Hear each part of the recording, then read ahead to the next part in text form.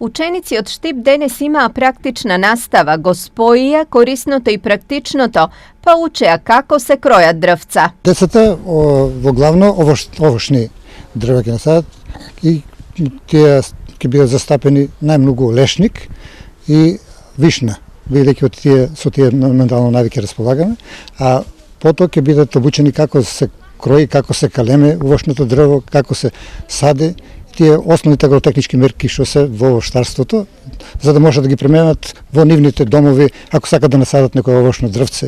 Обуките се дел од активностите на еколошкото друштво Виножито насочени кон подигање на свеста за здрава и чиста животна средина. Работилницата значи кроење, калемење и садење, а последното активност садење ќе биде на крајот ноември и декември, затоа што вегетацијата на дрвјата завршува, тогаш акциите за пошумување во сењикот и во насел Бабаби ќе бидат изводливи.